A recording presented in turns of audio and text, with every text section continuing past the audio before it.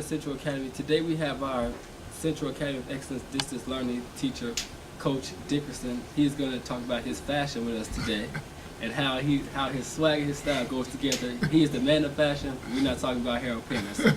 So, Coach Dickerson, tell us about your fashion and your style. Well, I just was thinking, and I got a funny story that when I was a kid, I never forget, I was 8th grade, so I'm going to date myself. We didn't call them parties, we called them socials.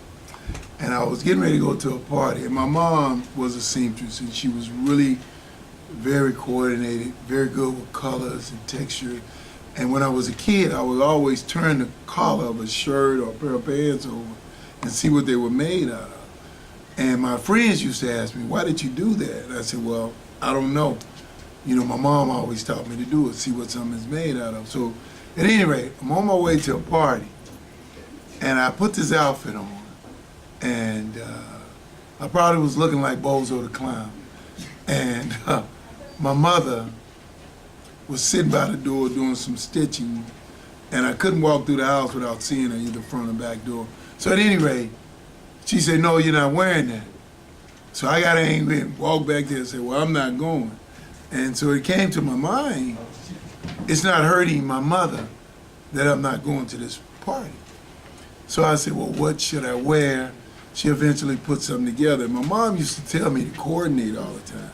And one time I asked her when I was young, I said, what does that word mean? She was a teacher, so she was always teaching us things, so she said, well, go look it up.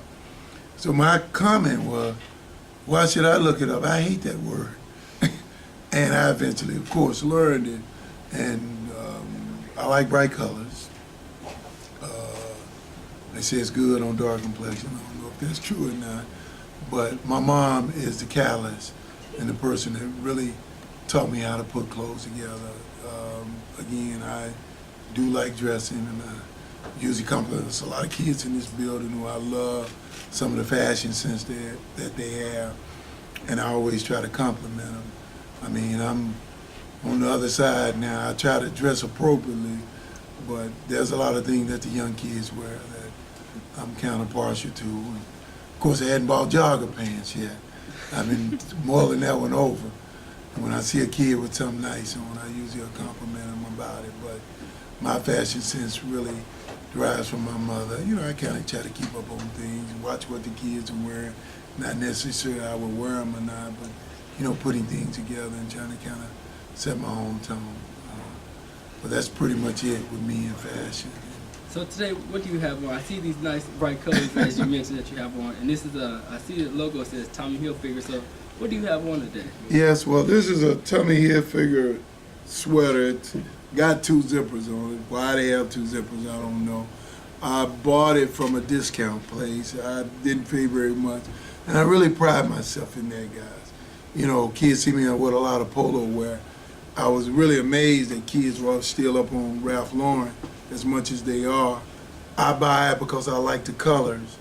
But I will say this, I've never in my life paid retail to Ralph Lauren for anything.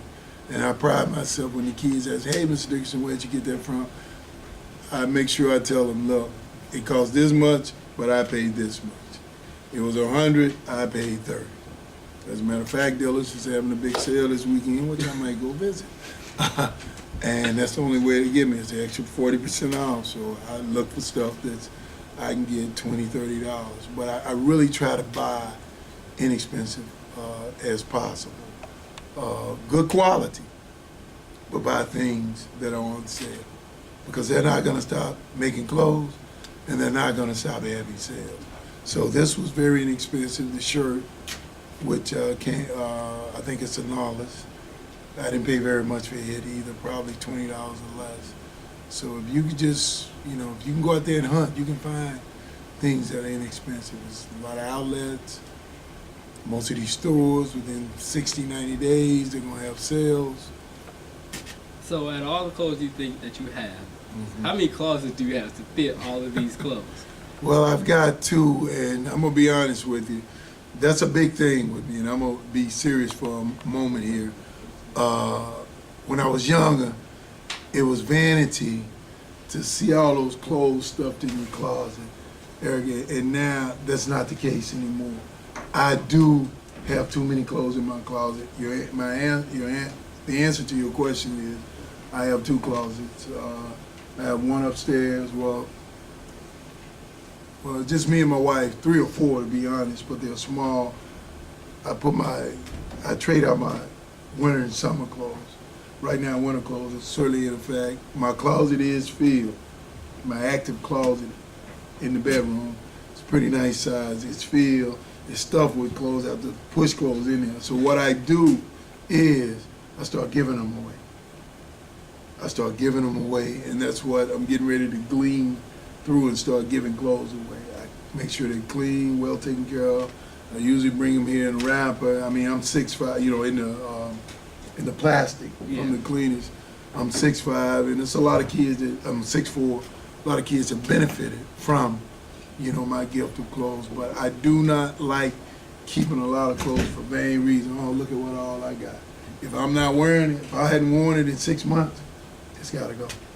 I don't care what it is, it's got to go. And that's my perspective on it. I wanna give somebody, I wanna bless somebody else with some things that I'm not wearing.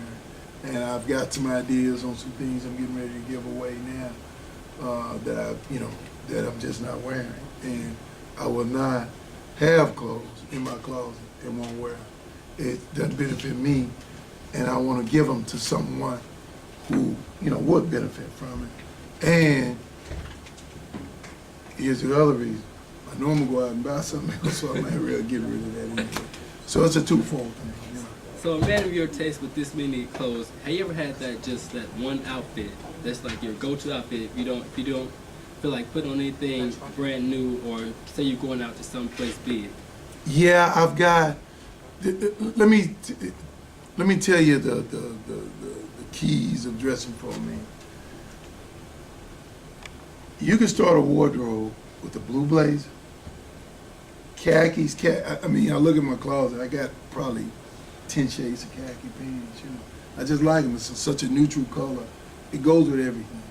So if a man or a young man started out with a wardrobe, building a wardrobe, as you graduate from school, and I'm talking about getting into the world and everything, one black suit, one blue blazer, a pair of khaki pants, a pair of gray slacks, a white, an Ekron, it's like a light blue shirt, a couple of ties, and brogue shoes, brogue with the brogue design on them, black and maybe brown.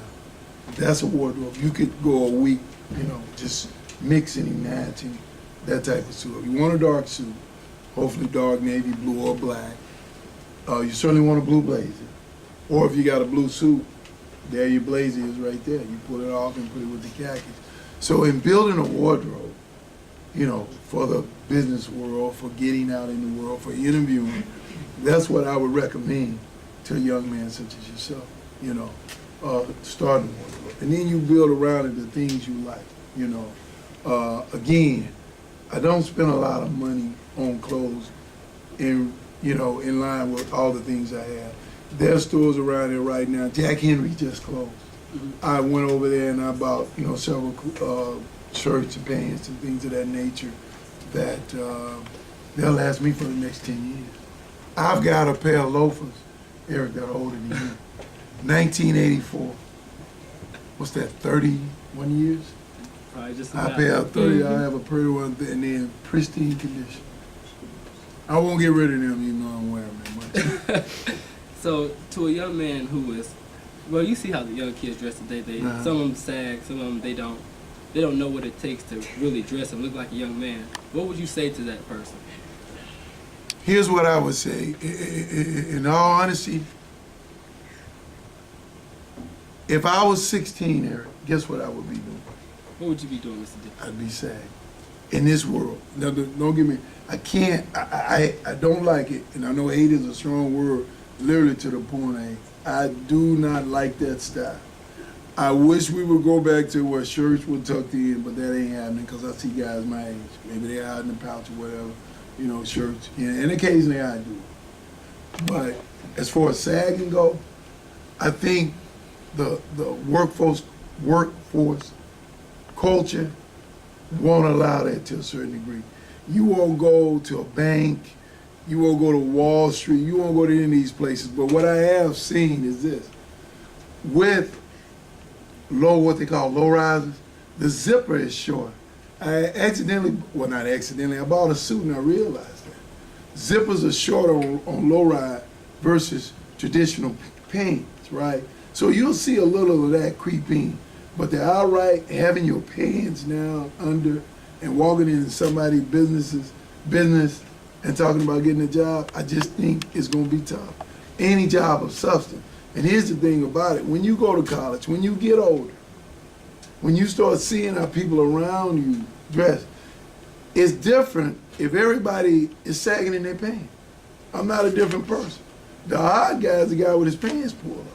But when you go as a young man, and that's among the young, but when you go out into the business world, you know, and a person got his pants hanging down, he's the odd man. And he just won't fit in at a company. And I just think it won't be acceptable. So most of the kids today don't know anything past sagging. Sagging been around for 20 years. Think about it. You were raised and you grew up sagging, and if I was in this culture and that's all I knew, I would expect it. Because my basketball players, we have them pull their pants up, you know what they say? This feels fun.